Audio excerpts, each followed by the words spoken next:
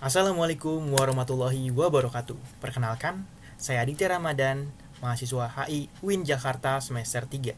Di sini saya akan menganalisis bagaimana konflik air Sungai Nil antara Ethiopia, Sudan, dan Mesir mempengaruhi GERD atau Grand Ethiopian Renaissance Dam dalam sudut pandang Green Politics Theory.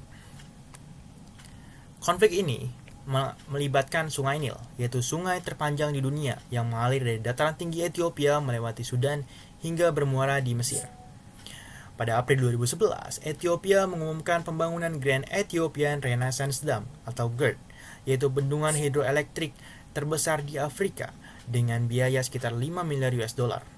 Tapi sayangnya, pengumuman pembangunan ini tanpa dilakukan oleh Sudan dan Mesir. Kedua negara ini tidak dilibatkan, padahal dua negara ini adalah negara hilir yang hidupnya bergantung pada Sungai Nil. Sejak saat ini, dimulai salah satu konflik air paling kompleks di abad ke-21, yaitu konflik GERD. Walaupun negosiasi telah dilakukan selama lebih dari 1 dekade, tapi belum ada kesepakatan yang mengikat secara hukum. Kasus GERD ini penting karena bukan hanya soal 3 negara, tapi ujian bagi konsep common concern of humankind dan kedaulatan ekologis di era krisis iklim dan kelangkaan sumber daya. Lalu, sebenarnya apa itu Green Politics? Green Politics adalah pendekatan kritis dan normatif dalam hubungan internasional yang menantang ortodoksi HI tradisional. Teori ini bersifat interdisipliner, berfokus pada keadilan, dan mengekspos ecological bias dalam teori mainstream seperti realisme dan liberalisme yang hanya fokus pada negara, kekuasaan, dan keamanan militer. Green Theory juga mengajukan paradigma yang berbeda dari teori lainnya, yaitu teori mainstream seperti realisme dan liberalisme yang mengajukan paradigma antroposentrisme, yaitu sebuah pandangan yang menempatkan kepentingan manusia atau negara di atas segalanya.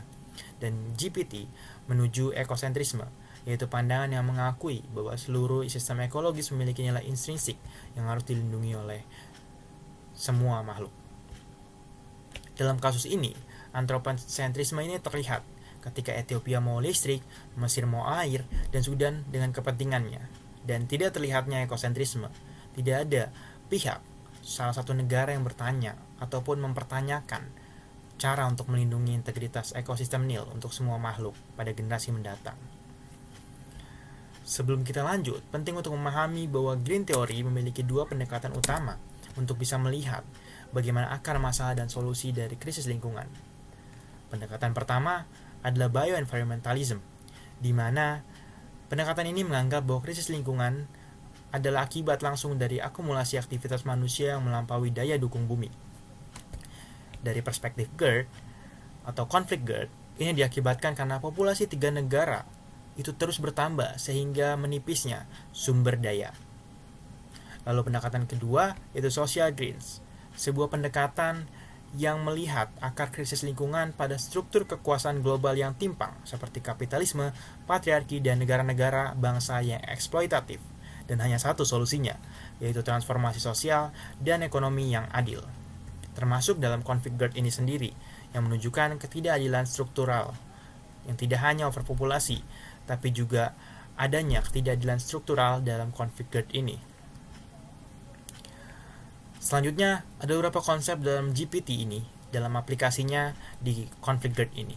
Yang pertama adalah environmental justice, di mana melalui pengakuan, partisipasi, distribusi, dan juga kompensasi, kita bisa melihat bagaimana negara mana yang diuntungkan dan negara mana yang dirugikan.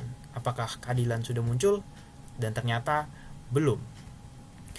Lalu global environmental governance, di mana ini adalah pemerintahan lingkungan global, sistem tata kelola yang melibatkan aktor multilevel seperti PBB, Africa Union, dan juga NGO hingga masyarakat sipil. Sayangnya belum mencerminkan keberhasilan dari adanya global environmental governance ini. Selanjutnya, Green Theory juga memiliki konsep keamanan ekologis yang mendefinisikan keamanan itu sebagai kesejahteraan manusia dan integritas ekosistem sebagai tujuan moral yang fundamental, bukan hanya soal militer ataupun kedaulatan negara semata. Dalam kasus GERD ini, ancaman keamanan sudah jauh tidak hanya soal Mesir akan menyerang bendungan Ethiopia secara militer, tapi ancaman petani yang kehilangan mata pencaharian mereka, dan juga ancaman terhadap ekosistem Sungai Nil yang akan rusak. Data perjanjian kolonial 1902, 1929, hingga 1959 menunjukkan bahwa krisis lingkungan ini juga berakar pada kapitalisme dan juga kolonialisme. Dan ini menyebabkan jejak ekologis dan ketidakadilan, menciptakan ketidakadilan yang struktural yang dikritik oleh Green Theory.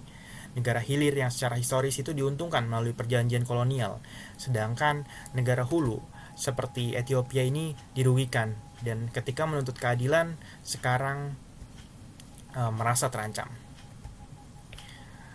Lalu juga ada namanya konsep ecological citizenship, di mana ini adalah konsep yang menekankan jangka panjang untuk solusi adil yang berkelanjutan melalui partisipasi dari bawah, baru melalui partisipasi dari atas, yaitu melalui grassroots movement.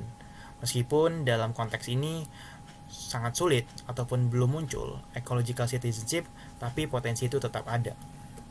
Dapat disimpulkan dari Green Theory ini menggunakan solusi yang multi-level, transformasi struktural global, dan reformasi governance regional sampai pemberdayaan ecological citizenship di level lokal.